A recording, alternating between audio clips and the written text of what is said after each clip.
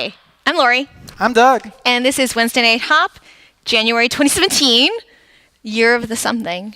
And for week 1, level 3, Hello from the other side. You have a better voice than I do.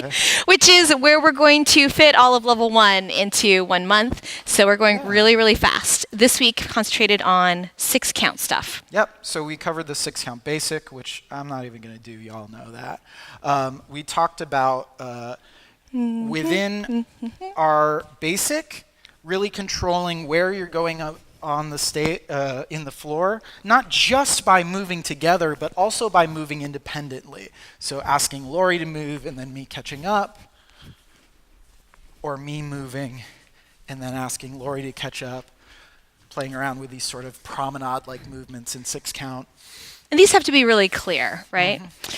We talked also during the moving that if you're following as a beginner follower, you are probably not used to keeping your footwork very small and right underneath you. So a lot of times I think when you're leading, you're thinking like, oh, I can totally commit my weight to this because I know where it's going. But as a follower, you can't do that. So mostly I'm thinking about doing my footwork right underneath me. And then as my partner is moving me around the floor, that's what is actually causing me to move in that direction. So I'm not thinking about stepping into that. I'm thinking about keeping things underneath myself. And that way I'm ready for whatever direction he may ask for. Yeah, the other thing we did is we started, and we will start every class this month with just solo footwork drills, both so you could a chance to practice that other rock step.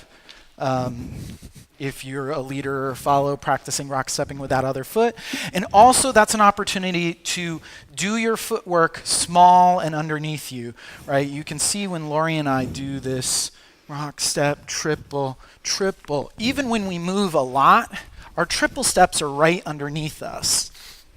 And it's more about setting up momentum and then following through than like taking big steps or smaller steps. Yeah. So what were the things that we covered? We had covered closed, send out, pass bys, tuck turns. Yeah. So we specifically talked about the difference between a send out and drift in or drift out, right? Leaders moving versus followers moving. And this is where we started talking about the idea of really trying to set up the whole 6 count move from the rock step, right? So if I'm doing a send out, I want that rock step to have all the information to finish that send out. And in the same way, if I'm doing a drift away, I want, by the end of the rock step, Lori to know that she's staying in place and I'm drifting away. Right. So if you're a beginning lead, this is a hard thing, building intention for what you want to do and really making that clear from step 1 what's going to happen. Don't bring a surprise. No one likes that. You know that because you are a follow. If you have a partner at home, you can practice just the idea of, okay, so what is a rock step that makes you want to take a step that way? What is a rock step that makes you not want to move at all? What is a rock step that makes you want to turn? So we went around and talked a little bit about this, but there's a lot of follow-through that happens with this as well. And I think that we saw it a lot in the pass by where we have some people that are like creating a little bit of stretch and then like the energy completely drops out, like it just falls off a precipice.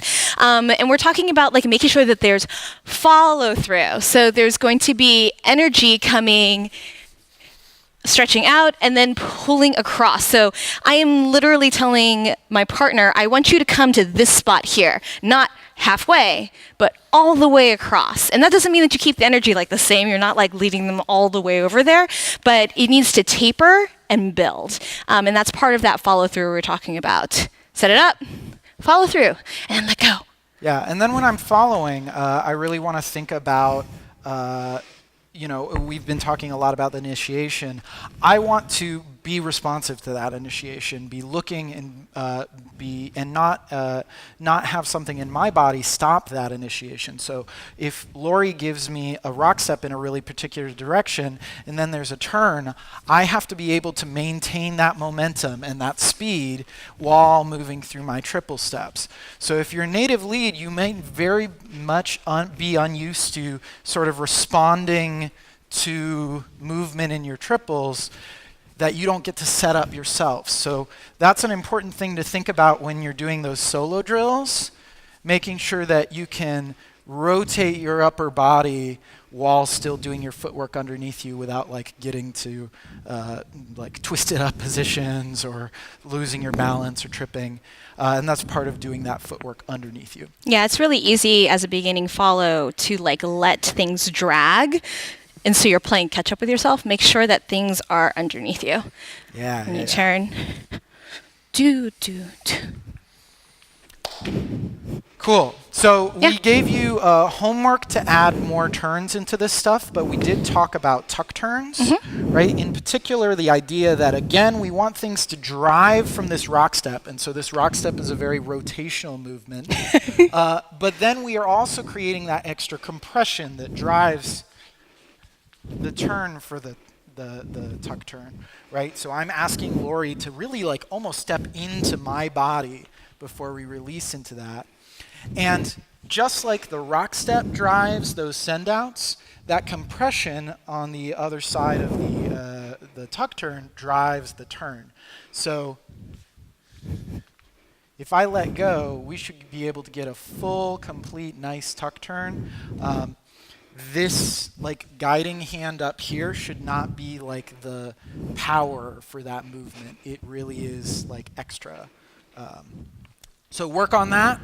Y'all doing great. We're going to get to 8 count next week. Charleston 8 count? Yeah. Yeah. Have fun. All right.